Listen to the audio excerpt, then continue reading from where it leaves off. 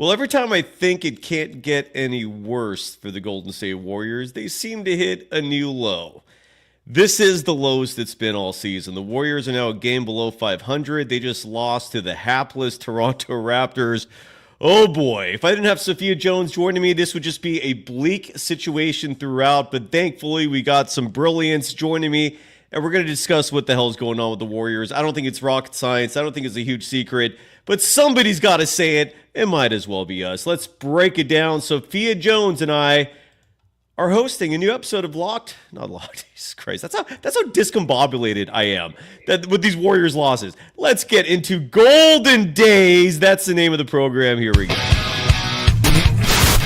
They always find something to nitpick, and that's because there's expectations for us to win. It was a pretty crazy night. Let's go. In a minute, I'ma need a sentimental man or woman to pump me up. Come on and break me off. 'Cause I get what I want and I like what I see.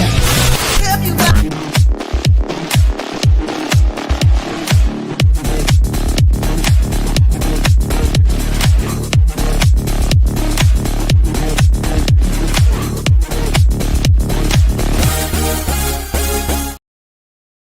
Welcome to the Golden Days. I can't believe I almost did that. I almost mentioned my former show, Sophia Jones. You can follow her on Twitter at Sophia_Jones_2. You can follow me on Threads and Instagram at DogWild, on Twitter at SurfJournalist. Sophia, that was brutal. I don't know how we can spin that in a positive manner. There is a lot to break down. The final score, 104-101. Before we give some love to our sponsors, we got two new ones that we're going to present tonight. I'm really excited about that. But let's immediately get into it with your brilliant analysis. What was your immediate reaction to the Warriors losing that game to the Toronto Raptors? My immediate reaction was, obviously the Warriors have lost a lot of games this season, too many, but this one felt the most deflating and demoralizing. That was kind of my feeling that I just internally am processing right now.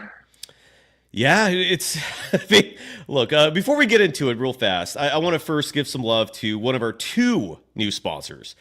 If there's any good news here, it's at least, we're making some progress on this program. And first up is Dr. Tom Rosanelli, hair restoration specialist. If you're an old school KNBR listener, you're very familiar with Dr. Rosanelli because he was sponsoring Rick Barry's show back when I was his executive producer, and among many things. And now, this is how brilliant Dr. Rosanelli is. He is part of the new media. He's sponsoring a local program available exclusively on YouTube and the podcast platforms, courtesy of the Bleak Network. Dr. Rosanelli can't thank you enough. And look, he's had over 10,000 successful hair transplant procedures done.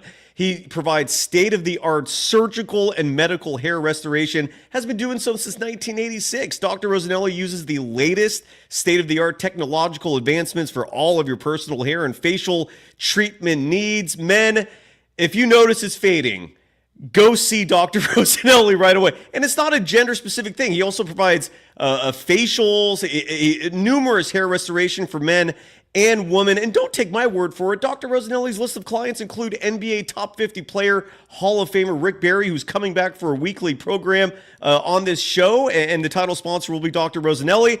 Dwight Clark, the Niners legend with the catch, he was a patient of Dr. Rosanelli. Joe Starkey, the longtime voice of the Niners. And if you don't want a testimonial from any of these legends, Yelp has a 4.6 rating from over 40 reviews.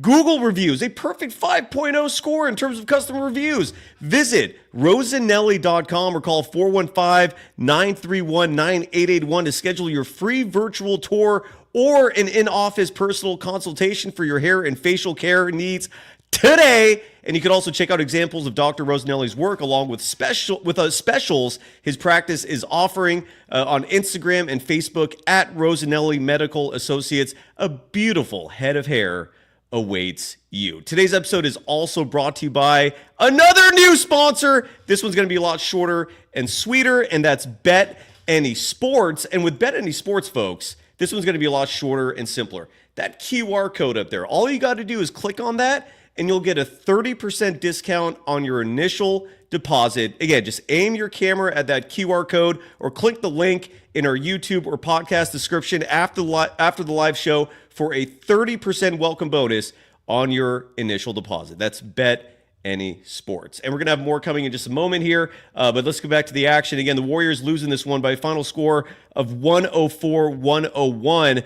Sophia, right off the bat, I noticed something was amiss, and more specifically, I was looking at that starting lineup where we had Andrew Wiggins starting at the power forward position, which is inexplicable. It doesn't make much sense to me. If you're a regular Golden Daisier, if you subscribe to this platform, to this program, and you're watching routinely, you've heard me repeatedly say that Andrew Wiggins is a natural 2. Now we're seeing him start at the power forward position. Draymond Green was a late scratch because of illness. He was also experiencing a back soreness. Buddy Hield was your starting small forward. So the Warriors go small. They go with a player in Buddy Hield who has been struggling, and those struggles continued tonight, where Buddy Hield for the evening was just 2 of 10 from beyond the arc. Just 8 points in this game, yet he's getting 33 minutes of playing time. Sophia, what was your reaction to seeing small ball at its absolute non-finest, at its worst? I did not understand the logic behind that. I don't know why Quentin Post and Pat Spencer were not with the team on this trip. They were playing for Santa Cruz instead. What were you thinking when you saw that? Because I thought that was pretty crazy. Yeah, one of the ways on the court I felt like I noticed it the most was it felt like there were a lot of positions when players were just passing and dribbling along the perimeter, and there was no type of dribble penetration into the paint or even entry passes into the paint, and that caused the offense to look really stagnant at times. I noticed that when we had a Kyle Anderson in, it helped a little bit because they were able to throw the ball into him more. But with that small lineup where everyone's just spaced out on the perimeter, if they're not going to attack, then it's not going to generate any type of offense. Yeah, I was perplexed myself that Kyle Anderson was not in the starting lineup. He had spot minutes in this game. In the first half, he played 10 minutes, 13 seconds total. And in those 10 minutes plus, I thought he was delivering. He had 8 points in this game. He hit a three-pointer, the only three-point attempt he had, so he was shooting 100% from beyond the arc. He was shooting 100% from the field, had also made two-pointers.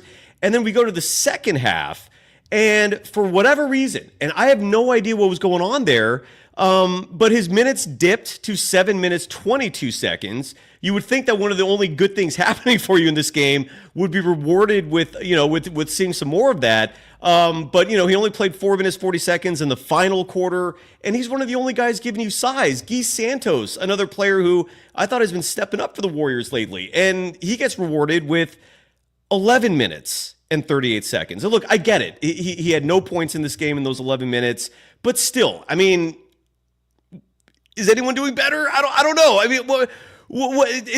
mean, I feel like a week ago, you and I, Sophia, we kind of deduced the logic behind Kerr's reasoning for a lot of the minutes is just a lack of patience. And I do think that's probably why we saw Guy Santos only play 11 minutes, 38 seconds. The Kyle Anderson minutes, I don't get as much. And that makes me wonder, again, I reported this on the show behind the scenes. I had a source tell me that Steve Kerr is not, a fan of Kyle Anderson's pace, which goes to show why he has the nickname Slow-Mo. It also begs the question, why would you sign this guy if that's not the pace that you want? This is how he's always played. But Sophia, is there anything to add to that in terms of what you're seeing with the minute distribution here? Because it was kind of crazy to only see Guy play 11 minutes after he was one of the best players for this team the previous 2 nights. No Pat Spencer, although I guess Pat Spencer showed up. He traveled with the team apparently, but didn't play. Just what was your thinking behind all that? Yeah, specifically with Santos, I felt like even though he didn't score, he provided a huge spark and did a lot of those intangibles. He grabbed a couple offensive rebounds. He contested well on defense. And when they're playing against a young Raptors team that felt like they were just fighting harder at certain times than the Warriors, having a player like Guy Santos to just help boost the competitive nature of the roster at that time, I felt like really helped them on the court. But just like you mentioned with Kyle Anderson as well, when you have a game where Draymond is out and Draymond does a lot of point forward and offensive distribution, I felt like Kyle Anderson really picked up some of that. And when he was in, you noticed it. The ball was moving a little bit more. It just wasn't being dribbled along the perimeter. I saw a comment in the chat, Sophia. This is from DSGB, who's asking me to call Stephen Curry out. And I'm trying to understand why. Like Stephen Curry on the night was one of the only players doing anything for this team. His shooting, as usual, fantastic. In fact, why don't we just say this right now? Because I don't know who else you're giving this to. Stephen Curry was tonight's vitamin energy player of the game. Here's the information right there. Just go to vitaminenergy.com, use the promo code Golden Days for 20% off, or use the URL vitaminenergy.com/Golden Days. Again, for 20% off your order. And Stephen Curry is easily our vitamin energy player of the game tonight. I know Andrew Wiggins could have been a contender for that, but Steph scored more points. He was incredibly efficient from the field, 9 of 17 from the field, 4 of 10 from beyond the arc, added 7 rebounds in this game, also added 7 assists. Yeah, 26 points, 7 rebounds, 7 assists. You are the vitamin energy player of the night. Now, he did also have 4 turnovers. And I don't know if that's what I'm supposed to be calling out. I guess I ask you, Sophia, because I don't know what he meant by that. Like, do you know why that chat question was posed? Like what do you think DSGB means, Sophia, when they're asking me or us in this case to call Stephen Curry out for what? Is it the turnovers? What did you see? The only thing I can think of would be the turnovers, especially that bad late game one that he had during the clutch time where he just kind of threw it away in his typical lackadaisical Steph fashion. That would kind of be the main thing that I'm recognizing. But at the same time, for this game, he was matched up against Davion Mitchell the whole time, which Davion Mitchell is an extremely pesky on-ball perimeter defender, and especially against a Steph where he's strong and very physical. I could tell there were certain moments where Davion's physicality, I don't want to say got into Steph's head, but it was definitely, a cause for Steph maybe not having 30 tonight, that could be another reason because he had 26 and not 30. Right. Yeah, I don't know what I don't know what I'd be calling him out for. I mean, if you don't have Stephen Curry on this team, this is already this is already spiraled to the point where the Warriors, you can safely say, are one of the worst teams in the NBA. What are they without Steph? Although there are a lot of nights when he's not playing and this team actually looks, a little reinvigorated and energized. I don't think that has anything to do with him. It just, I think it's just a lot of other players are getting opportunities they don't normally get otherwise. But DSGB, please elaborate, because I don't know what you want me to call him out for. I know people in the chat were saying he took a bad late 3 near the end there, which was short. But I mean, who else are you going to have taking that shot? Sophia, what did you think about the final play of the game? The Warriors are down 104-101. Steph got the ball and was going to push it with like 4 seconds left. Steve Kerr's running onto the court, calling a timeout to stop action. And again, I'll give Kerr his due all day, every day when it comes to those ATOs after the timeout plays. They're brilliant. Tonight's, though, was a little weird. I would subscribe to what the kids call sus in terms of what that final play call was. It was derived for Buddy Hield, and that shot was not close. What were your thoughts on that final play? I thought that was perplexing to me, at least. I would have to agree with you. It was almost to the point when Buddy caught the ball that I thought that Steph was going to come along on another off-ball screen and get it to shoot it because there were a decent number of seconds left. But I don't think that Buddy should have been the one to shoot that last shot. Yeah, and someone in the chat is saying Steve Kerr's on the podium right now. As soon as we can play that sound on our end, we will, the moment that gets converted. Otherwise, we'll play some of that sound as well on a future show. But hopefully someone in the media, when the Warriors are on the road, there's such a small media contingent traveling with the team. In Toronto, it gets even harder because sometimes you have media members just taking a hard pass on the going through customs and all the extra nuisance that may arise from traveling to Canada. So I don't know if I can promise you any sound tonight. If Anthony Slater, Danny Emmerman, and Sam Gordon, those are your 3 beat reporters, they're the ones who would be traveling with the team. If they post anything on their social media accounts, I will certainly hit it. But someone in the chat was saying that Steve Kerr was giving Buddy Hield praise in terms of his shooting. I don't know if that's true. I just saw someone write that in the chat. Sam Gordon tweeting that Warriors head coach Steve Kerr said it's his fault that Golden State did not execute late in this game, says the loss to the Raptors is as frustrating of a loss that the Warriors have had this season. Sophia, in your opinion, and I know I'm asking you a lot of hard questions, we'll go to Steve Kerr in just a moment because Anthony Slater did publish a clip, thankfully. But Sophia, in your opinion, and I know these are hard questions with no easy answers, but this is part of the job, is trying at least to answer these questions. In your mind, like, why do you think the Golden State Warriors still have not pulled the trigger on a trade? It's wild that we are now January 13th. Happy birthday, Dad, by the way. It is January 13th. The trade deadline is 3 weeks away, and the Warriors seem to be taking their sweet-ass time still.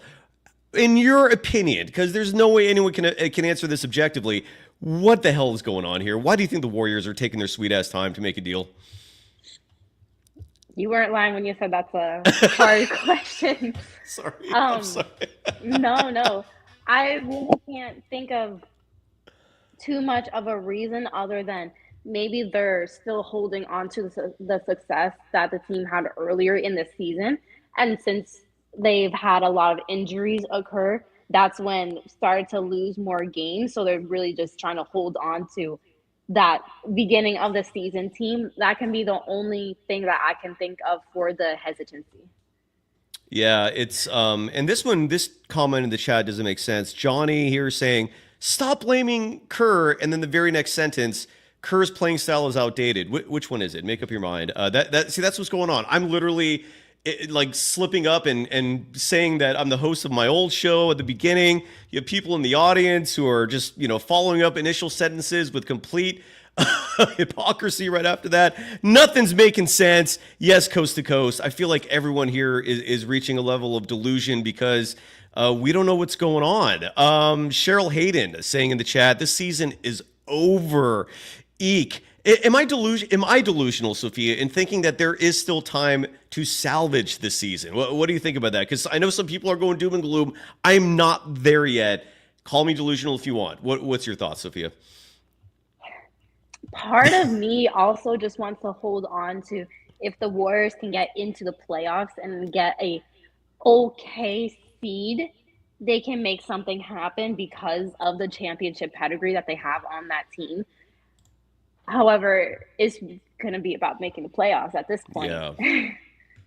Yeah, this is rough. We're going to hear from Steve Kerr after we give some love to BetOnline, who continues to be the world's most trusted betting platform and your number one source for online betting in 2025. Whether you're a seasoned fan or a first-time bettor, BetOnline is your ultimate game day comparison with the largest selection of odds on everything from football, the NBA, college basketball, the NHL, and UFC.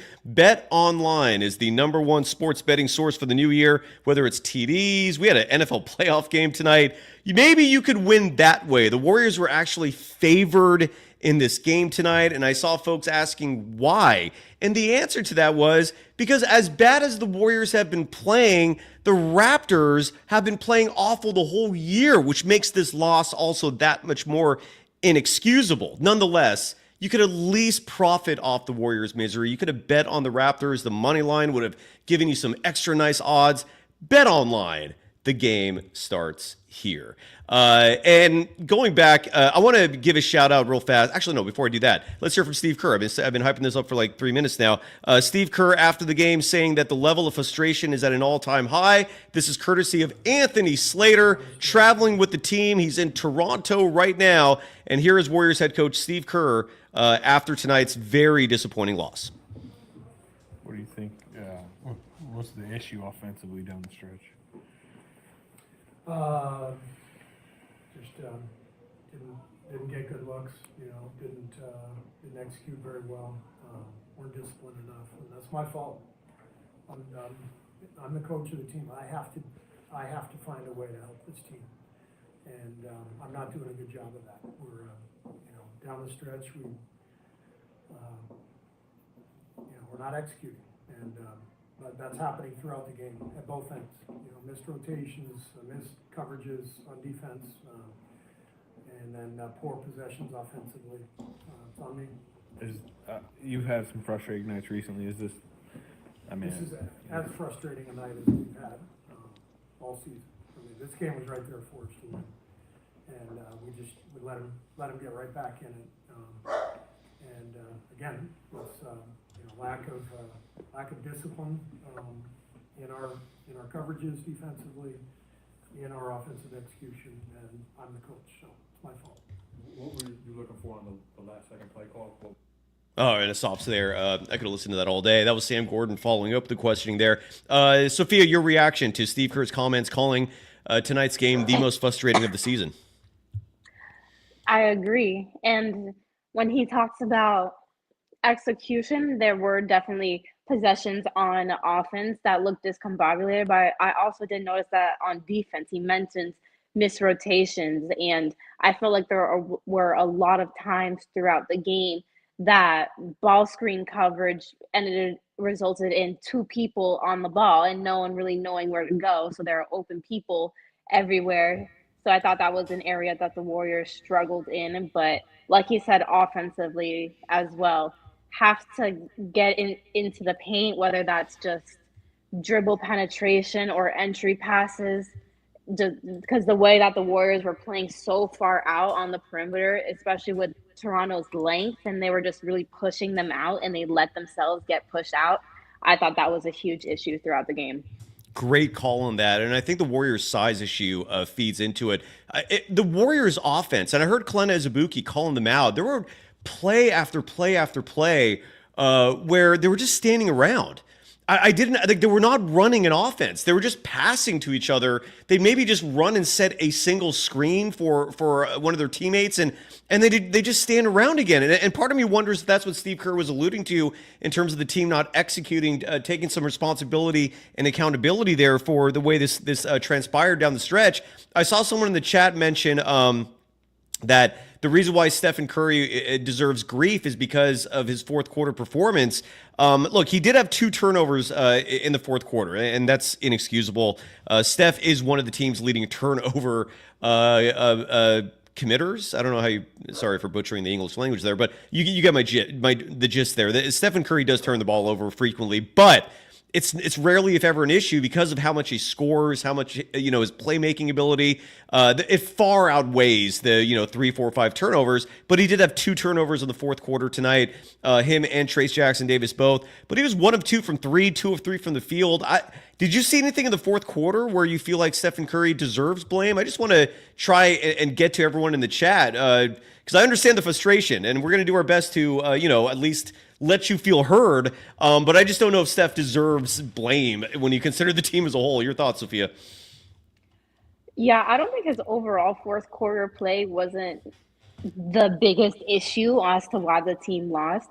I wasn't a fan of the pull-up 3 that he took. I felt like it was heavily contested, and maybe if he would have driven, he actually would have gotten a better look. And especially the way that he missed, it then created a 2-on-1 opportunity for the Raptors down on the other end. So because it was such a fast shot and 3-point shots, they typically have long rebounds, and that just set Toronto up to have that easy finish. Yeah. I'm looking at the Warriors lineup down this stretch because a few people were upset that the Warriors, and this happens, I agree, routinely in fourth quarters, in terms of the lineups, and Steve Kerr routinely falls back on these small ball lineups, particularly near the end of games. Here's who the Warriors had out there at the end. You had Steph, obviously.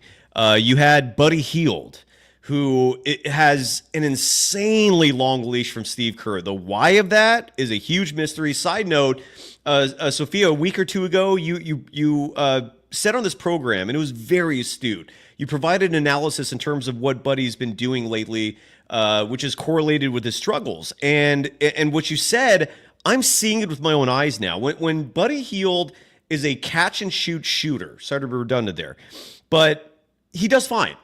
The numbers validate what you say, that when he's moving around screens, when he's moving off the ball, and he finds himself in a great position to get a pass and immediately puts up the shot, the efficiency is there. But what we're seeing as well, and again, this is where you nailed it, when Buddy Hield is trying to force his shot, when he's putting up shots off the dribble, those percentages are plummeting. And unfortunately, like, he has this massively long leash from Steve Kerr, which adds to my perplexity in terms of the way Steve Kerr operates, because usually I assume it's like, all right, like, this person just, Kerr doesn't trust, he hasn't played for him long enough, or this guy just isn't fast enough, he's not reading and reacting appropriately. What are you seeing from Buddy Hield? Because I don't understand it. I feel like Kerr in this case is going entirely off resume and past accomplishments, because present day Buddy Hield, this ain't doing it. I mentioned a moment ago, 2 of 10 from beyond the arc. His 3-point percentage has plummeted over the last month, and I'll get some of that some of that data for you in just a moment. But what do you think Steve Kerr is seeing in Buddy Hield that earns Buddy this grace that very few other players have? Because you look at that closing lineup, just to finish from my point, and I apologize for all the tangents here, but it was Stephen Curry. It was Buddy Hield in that final lineup. And this is Buddy who was struggling, yet, again, earned the grace. You had Andrew Wiggins, who did have a good night. We'll talk about him in just a moment. You had Kyle Anderson, who was in there at the finishing moment, if I'm not mistaken. And then the fifth player, oh my God. And then the fifth player was Dennis Schroeder. That is a tiny-ass lineup. That means Kyle Anderson is your 5, Wiggins is your 4. He basically just went almost back to the starting lineup, except he swapped Trace Jackson-Davis for Kyle Anderson. It's insane. But first and foremost, what do you think is going on there in terms of Steve Kerr and why he trusts Buddy so much more? Is it history? What are you seeing? I don't see it. I don't get it. I'm perplexed. I'm confused. Yeah, honestly, my thing is, being a former player, you do want a coach that continues to instill confidence in you and doesn't, because if your main thing is shooting and then all of a sudden you get less minutes and less shots, then you're basically non-effective. Yeah. So with Buddy still getting these minutes and still getting these looks, I can't understand it from the perspective that he wants to make sure that when the time comes for Buddy to hit shot, he's going to shoot himself out of this slump that he's in.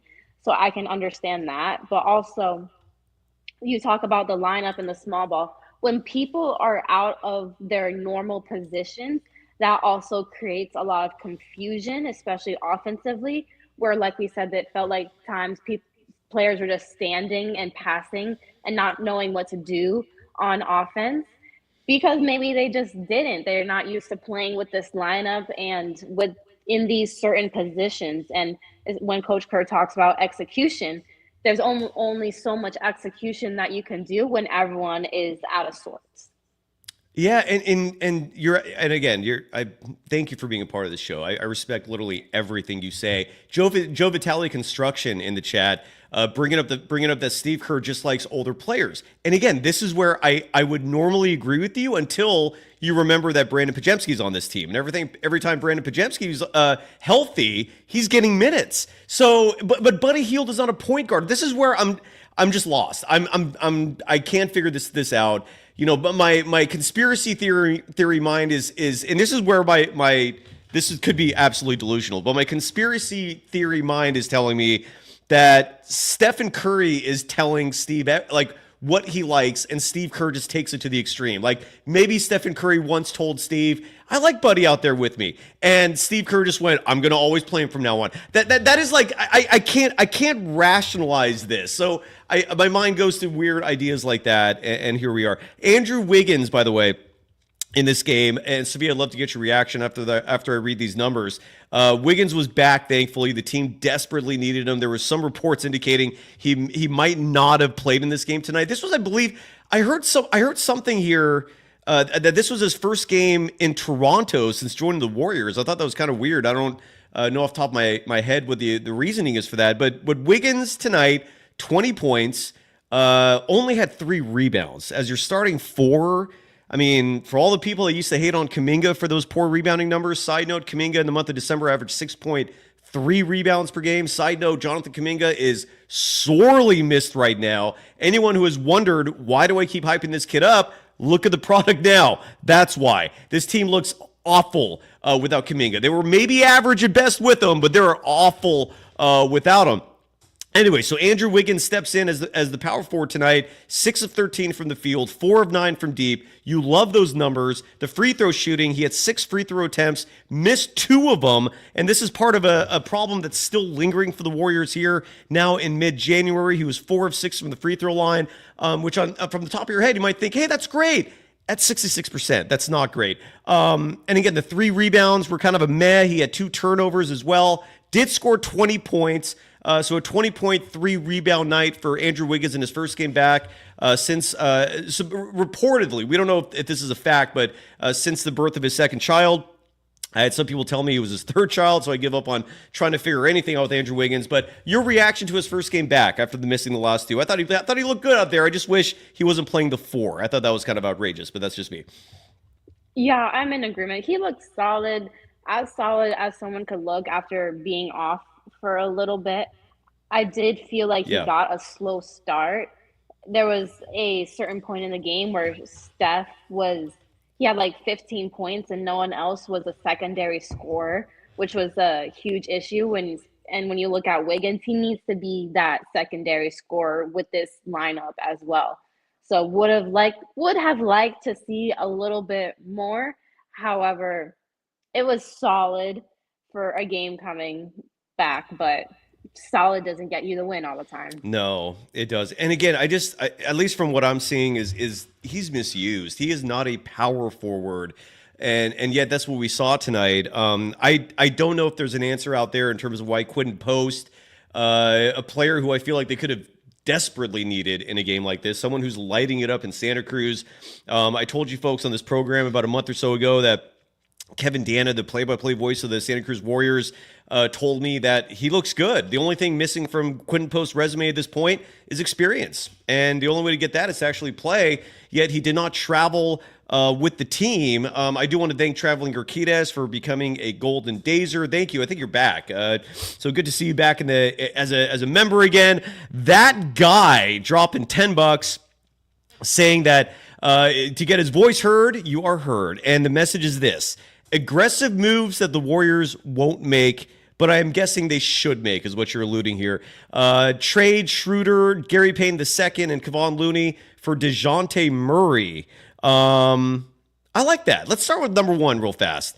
DeJounte Murray, I think, would be an awesome fit for this team, especially now that especially since Stephen Curry clearly wants a player alongside him to let him play off the ball, right? To not be the primary ball handler. DeJounte Murray, I think, would be awesome. Sign me up. I don't know if he's available, but sign me up. Sophia, your thoughts? I like it also. He also provides some perimeter and backcourt length a little bit more than what they're experiencing now, which is another thing that they desperately need, and someone that you can put the ball in their hands and also get a bucket, which from this last game, Warriors need. Yeah. And he's not that small, folks. I saw someone in the chat, like ATGYY, saying, no, he's small. He's 6'5", which would be like a center on this Warriors team. I'm being facetious, kind of saying that.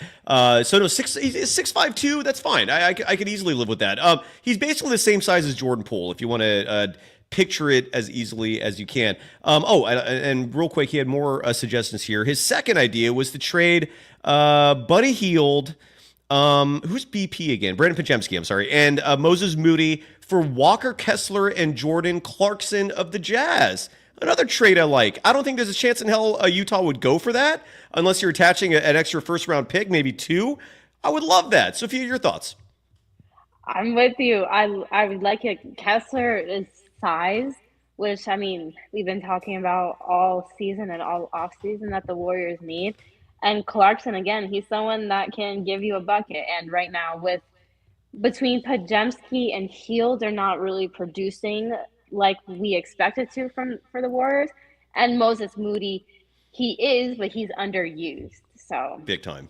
And hopefully if Danny Ainge likes Moses Moody, maybe Moody could take up one of those first round picks that Danny Ainge is coveting, like in terms of value.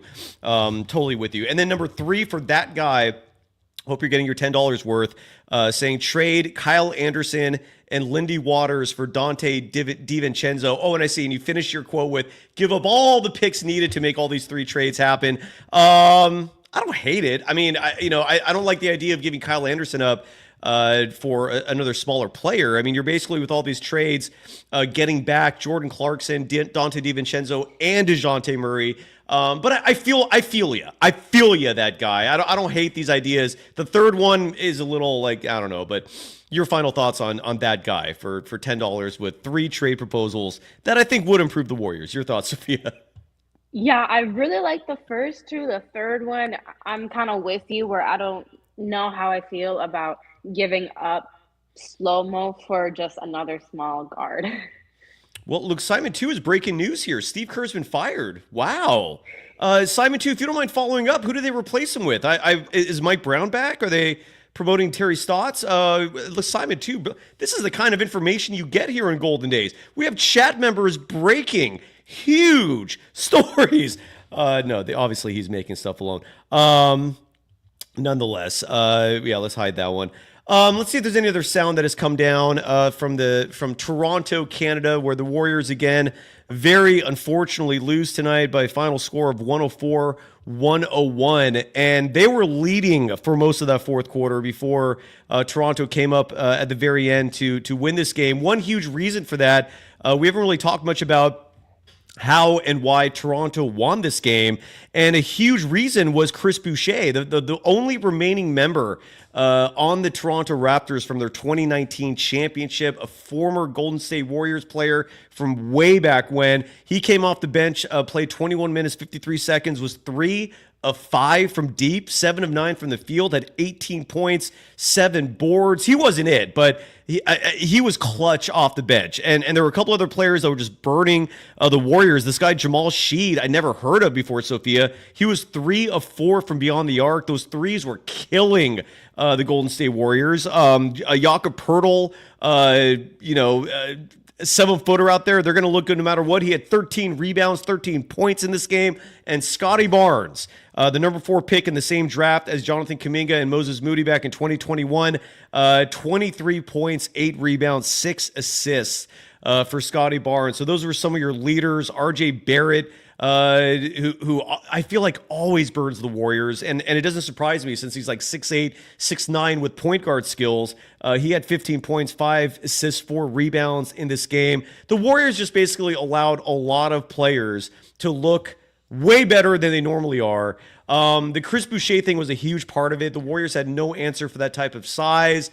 I just wish I had some understanding in terms of Steve Kerr's mentality here. I get like I get his desire for offensive players who play fast, right? Make quick decisions. Like they're not holding the ball. That's what he doesn't want. But at the same time, he gives Buddy Hield a ton of minutes, who does the complete opposite of all that on a very frequent occasion. He has no answers for players like Chris Boucher. Like who on the Warriors is going to defend that? I don't know. What are your thoughts as this is going to be a short show apparently, because that's what happens with the Warriors lay an egg like this. What are your thoughts on everything I just said, Sophia? Yeah, you mentioned Boucher, where I think he finished with 18 points, but I want to say 95% of those points were in the fourth quarter. I don't remember the specific stat, but like you mentioned, the Warriors had no answer for him, just with his size and his ability to be on the perimeter, but also finish inside. Just was really a mismatch problem. You talk about players that can guard him. You kind of have a little bit of Moses Moody, but he was on Scotty Barnes a lot throughout the game. And you also have Wiggins, but that's also what Coach Kerr mentioned with the defensive execution down the stretch, where a lot of times they were hunting switches to get smaller players to guarding their taller guards. And it's just, that's where we saw a lot of times seemed to have been miscommunication. or lack of communication, and there were a lot of defensive breakdowns where players just finished easily either in the paint or wide open on the three-point line. Yeah. This is just depressing. This is very, very depressing. Andrew Wiggins, I want to read this quote real fast because Wiggins talked to the press after the game. I don't have sound, but Sam Gordon published this quote, and I'll share my screen just because why not? And you all can read along with me. Let me zoom out here real fast. Okay, let me share my screen, and I'll read this verbatim. This was Andrew Wiggins talking to the media after the game, responding to Steve Kerr taking the blame for the loss tonight. Andrew Wiggins said, quote, "I don't think it's on him. That's what a leader does. Steve is a leader, so he's always going to try to take responsibility, but it's on everybody. From the first person to the last person, everyone can help out. Everyone could do more, including myself. The only way we're going to get over this thing and change the outcome is if everybody from the first person to the last person gives a little bit more." I didn't see anything substantive there. Your thoughts, Sophia? Sorry. Yeah, I'm just with the whole, like, everyone has to be on the same page. There's only so much that can do. It reminds me of a quote I believe Giannis said when the Bucks were struggling, where he said, from like me to the equipment manager, everyone has to be better. And that's cool and all to say, and it all helps to contribute to being maybe a more competitive and intense environment. But at the end of the day, it comes down to what happens on the court. Yeah, you're absolutely right. And again, I just don't know what the Warriors are thinking, not doing anything. Like this team needs help, and to just sit here and just go day after day and just thinking that it's magically going to resolve itself, or it's just going to, I don't get it. I really don't get it. Here's another clip, by the way. This is Steve. Oh, I love the topic here. I don't know if we're going to hear anything that provides answers, but at least the topic is something I'm looking forward to hearing. And again, when we do these live shows, we're not screening any of these clips. We're hearing this for the first time, just like you are. So here is Steve Kerr, again, courtesy of Anthony Slater. Great job from him posting all these clips from Toronto. This is Kerr talking about Buddy Hield. And again, turn your folks, Anthony Slater is posting these from his phone, so the audio is not going to be great. Turn the volume up on your devices, please.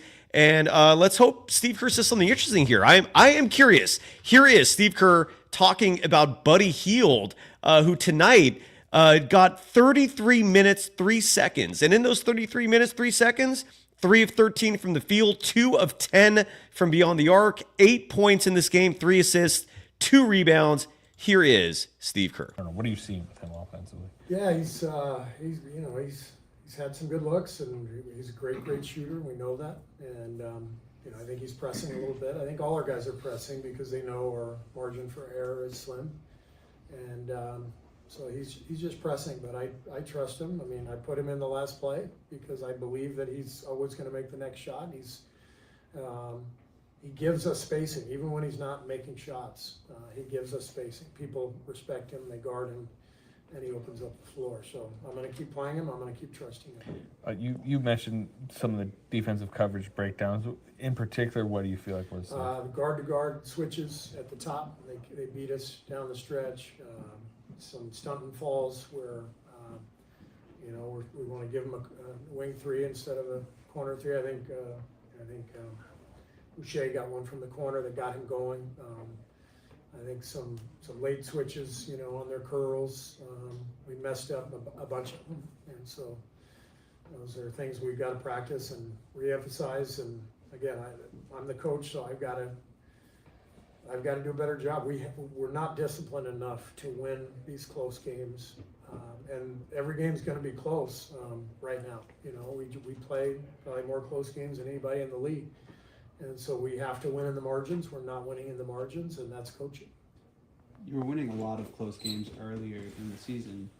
Is it possible for a team to lose discipline over the course of the season? Yeah, and that's what practice is for, and that's where you watch film and touch up on the things you got to do better. And so that's what we'll do. I know it's a long season, but falling below 500 for the first time this year. It sucks. I don't like falling below 500, but here we are, so we got to do better. Thanks. That was, by the way, the guy with the follow-up questions at the end there. That was Danny Emmerman of the Mercury News. I'm going to try to get him on the program. He's been doing a solid job this year. He's one of the only guys I've seen in recent history asking follow-up questions. You know, like Kerr wanted to get the hell out of there, and he's like, oh, one more. Your reaction, Sophia, to Steve Kerr and his weird trust in Buddy Hield. I don't understand that at all. I don't get it. Your thoughts? Yeah, the part that he mentioned about when Buddy is on the floor, since defenders honor his shot so much, he helps their spacing. That does make a lot of sense. Just in terms of his shot, though. Yes. And making them, or in this instance, in this game, the lack of.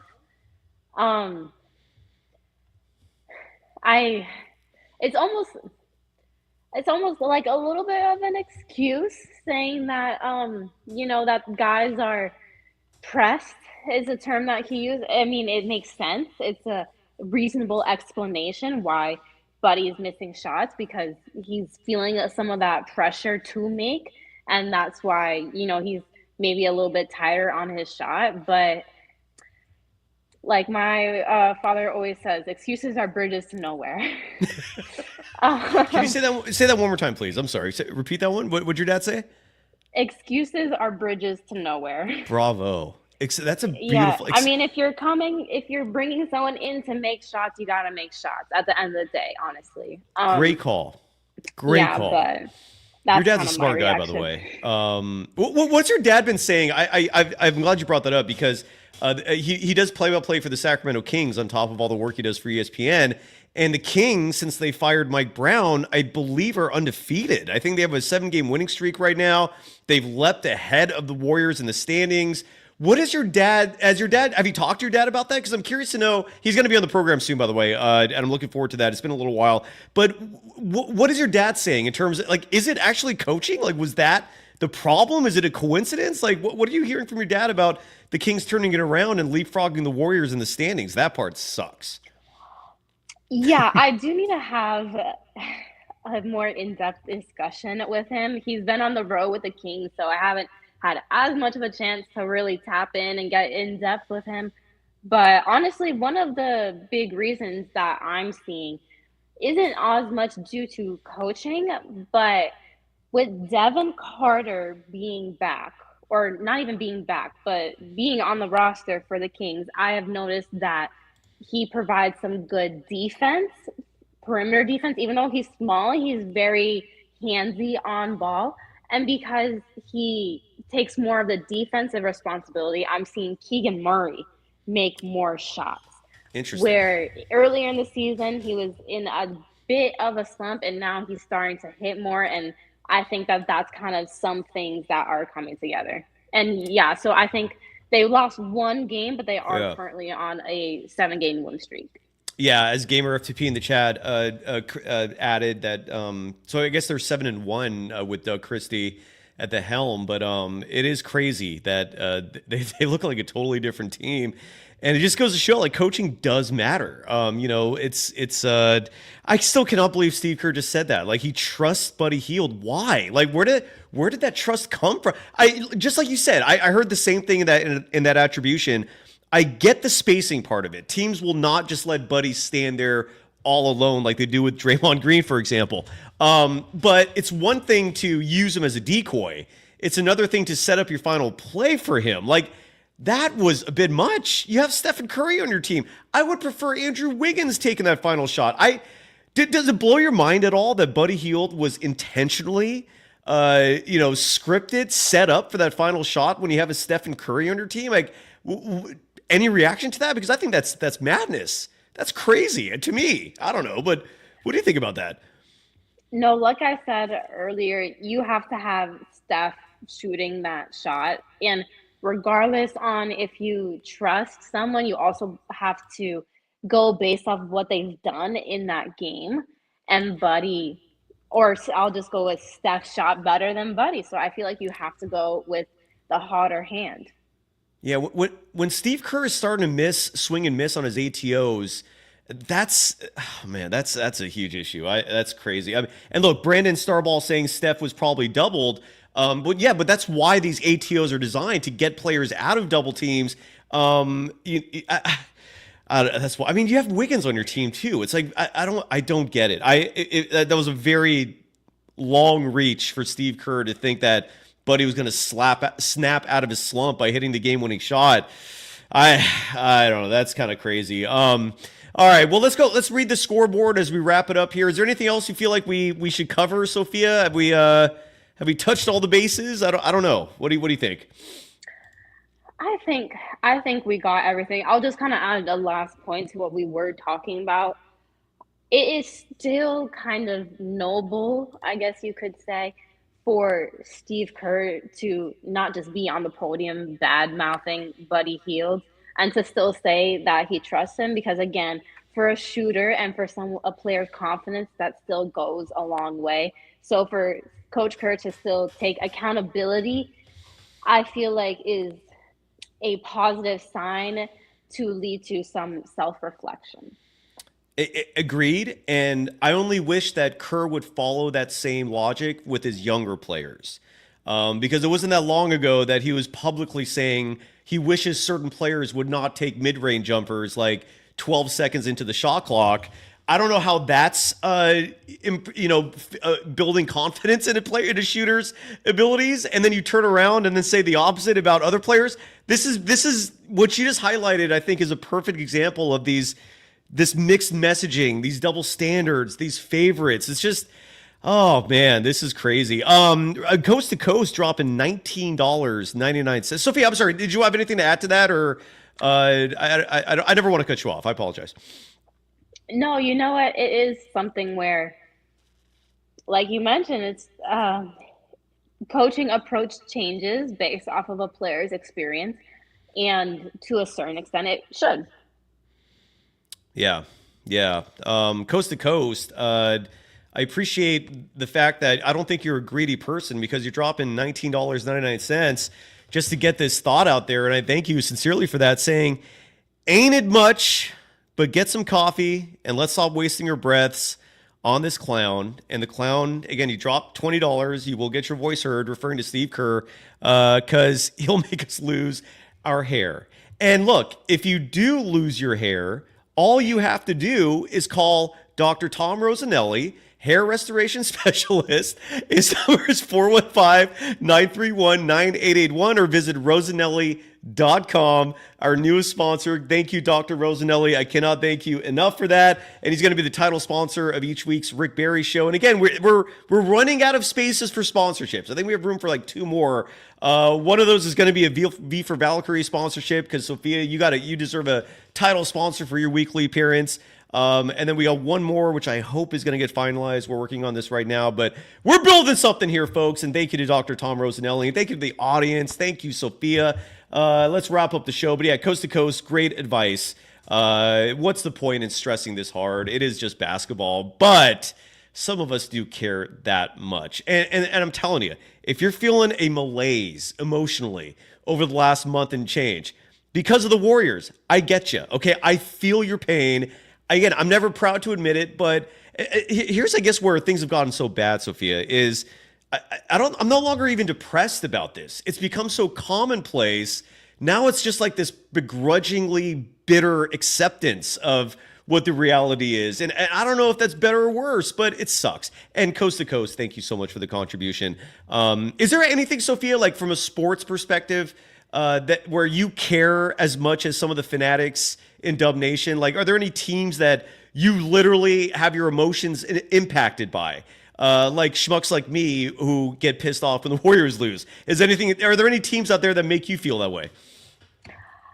You know, I would definitely say, since I do broadcast work for University of San Francisco men's and women's basketball, especially on the women's side, I am more tied in closely. So it's not only when there's an attachment just based off if they win or lose, but also I've come to know a lot of the players and some of the staff, and it's that emotional attachment. And because I'm also a very empathetic person. I just want them to be happy. Yeah. Oh my God. If you have empathy, if you're an empathetic person in general, you feel so much. I get it. Like the fires, for example, in LA. If you're a person who's filled with empathy, that kills you. It's where I do believe in the philosophy. I mean, science has not proved this to a certain extent, largely because space is entirely void. But I do believe that we are all connected, and we are on a molecular level. So I get you, is what I'm trying to say. Yeah, Rich Dub, I think saying it eloquently with just one word: torture. Let's finish up with the scoreboard, wrapping things up again after the Warriors lose 104-101 in Toronto. They're going to finish up this road trip. I believe Minnesota is the final game. Is that correct, Sophia? Let me. I'm looking on my phone because I have the wallpaper. Yes. So the Warriors will play Wednesday, 5 p.m. Pacific time, where they take on the Minnesota Timberwolves, a team that they've had some relative success against. But don't keep your hopes up the way this is going. I mean, Minnesota's a big team, and the Warriors are not a big team. Rick Barry, by the way, texted me. He's going to be back. He's traveling somewhere with his wife in the world. He'll be back later this week. But he said his one-word description of the Warriors right now is "quote unquote" reeling. Yeah, I think that's fair. That's what's going on.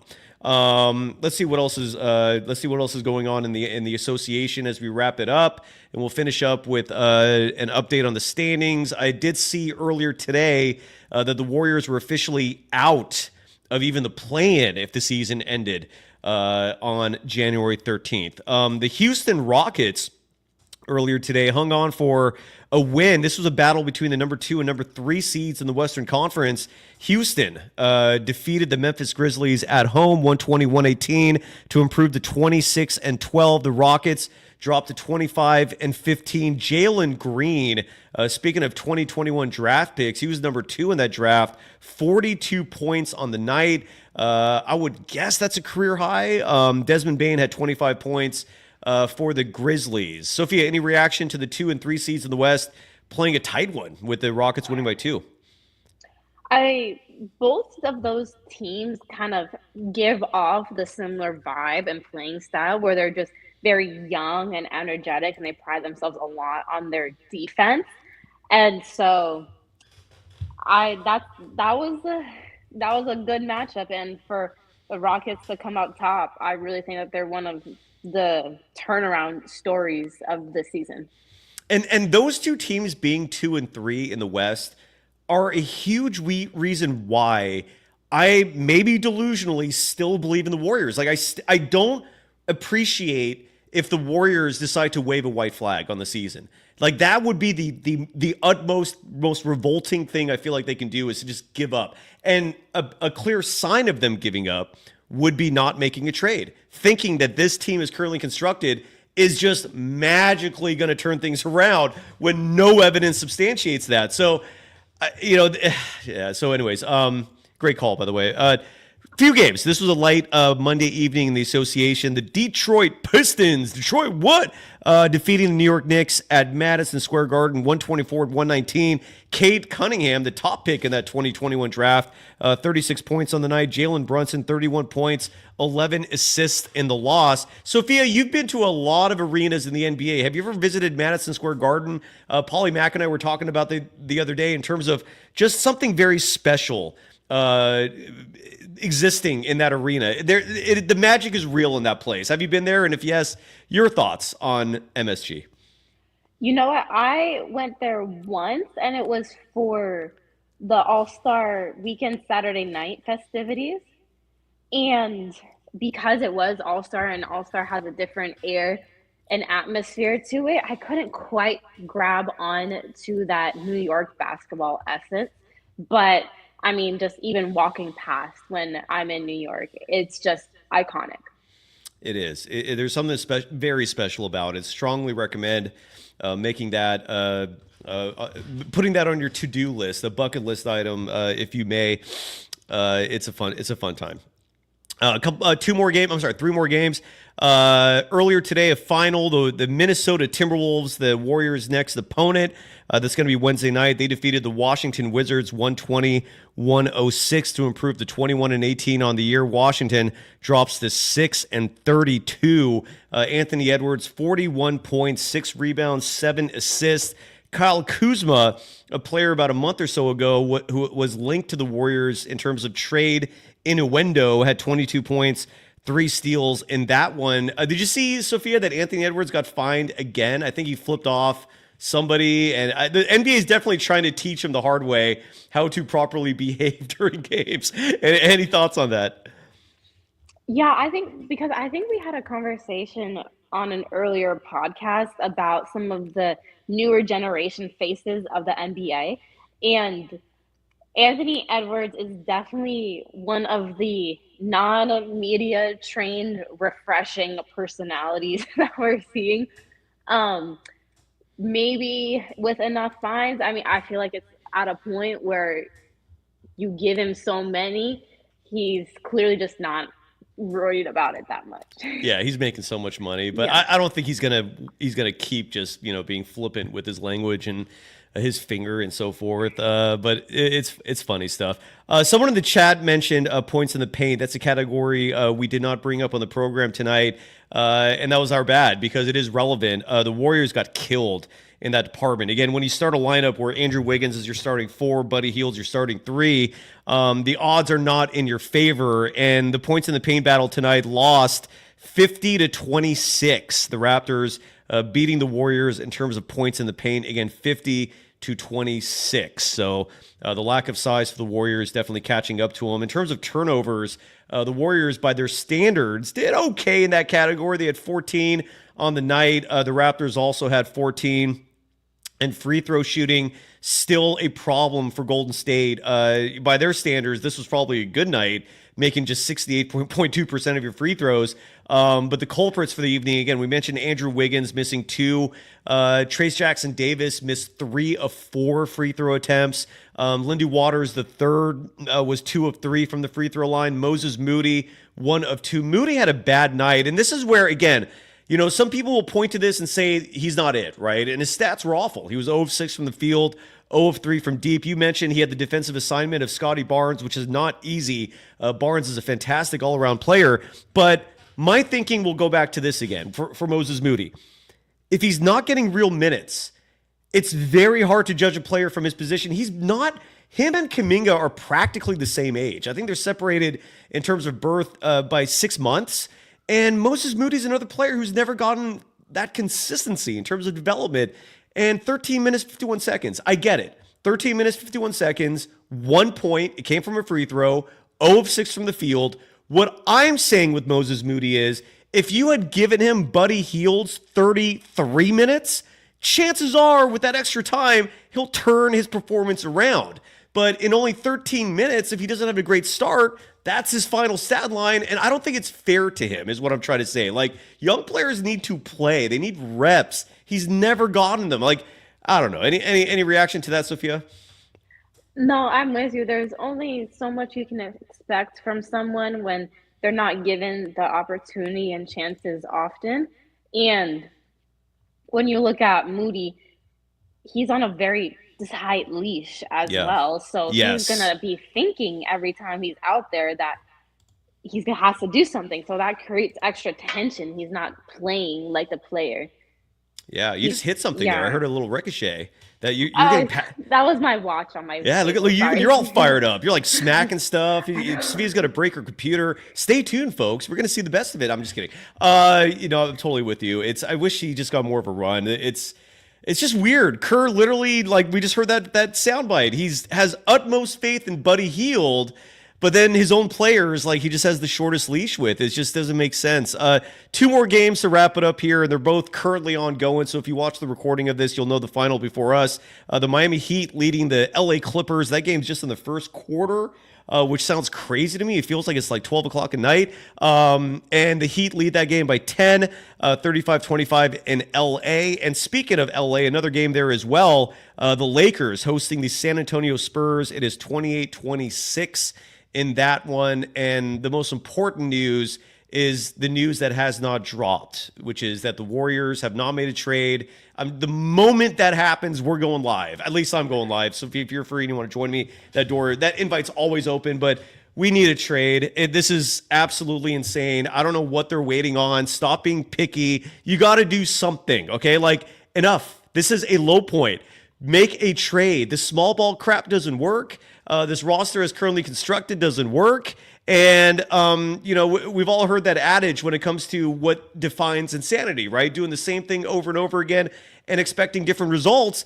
And I feel like that's what the Warriors are doing here with this roster. They just, for some reason, are just expecting something different. You're not going to get something different. This team is going to slide to the pits of the standings if they don't make a deal and make it fast. The Warriors drop a game below 500. They're now 19-20, and they certainly are a half. Oh my God, they've even dropped below the Phoenix Suns. They're now a half game behind the Suns. They would not be in the play-in if the season ended today.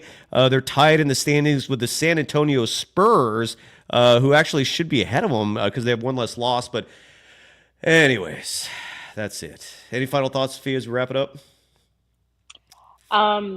With the standings recap, the only thing we can hope for is that there's still a lot of season left. All right, well, I can't thank the audience tonight. Is there anything going on in the WNBA before we go? Any news that you feel we need to talk about? Not a ton going in the WNBA, but the new women's basketball 3-on-3 league called Unrivaled is actually going to be starting in a couple of days now, I believe. Their games will be aired on TNT. And so, yeah, it's like all the top WNBA players are also in that league virtually. So that'll be fun to watch. Not Kelsey Plum. She said no. I don't know why, but she said no, right? Yeah, I mean, honestly, also because some players are playing overseas as well, but women's basketball is different than men's in regards to there's pretty much never a stop. So sometimes when a player can get a break, they're going to take the break.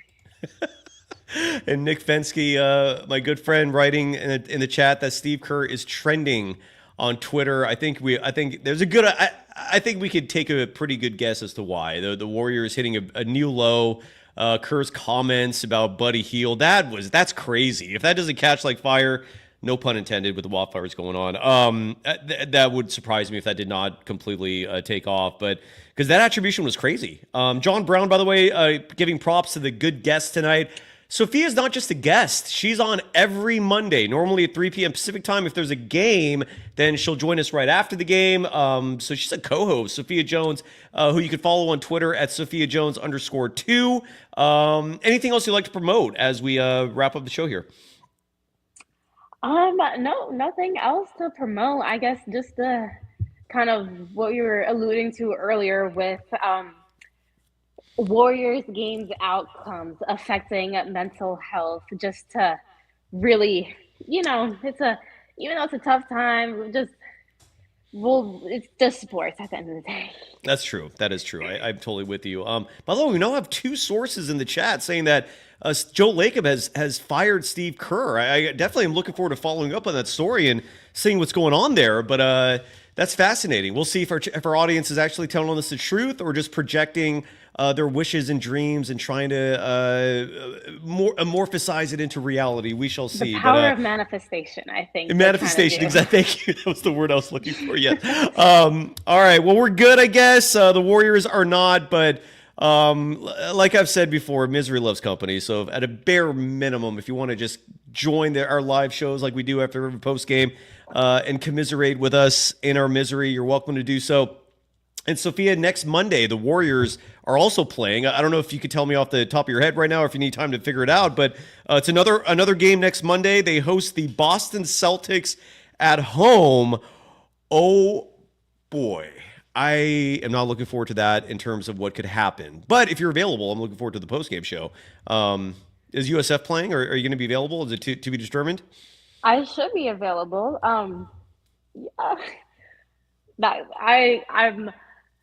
I don't know if I want to say I'm looking forward to the post-game show, but we'll see. Because I was looking, and the Warriors, so they play the Timberwolves, and then they play the Wizards at home. So potentially could get a little bit of momentum going. Let's leave on this note. Final question I'm going to ask you, Sophia. If the Warriors lose at home to the Wizards, what happens? Anything? Is that the straw that breaks the Joe Lacob back? What happens? I think it has to be, especially at this time of the year when the trade deadline is approaching and losing to the worst team in the league. That has to be the deciding factor. Yeah. We shall see. Let's hope it doesn't get to that. But thank you, everyone, as always. I really, from the bottom of my heart, we do appreciate it tremendously. Forever grateful for everyone. And grateful for you, Sophia. And let's hope things turn around soon, because this sucks. Thank you, everyone. Thank you, Sophia. Bye-bye.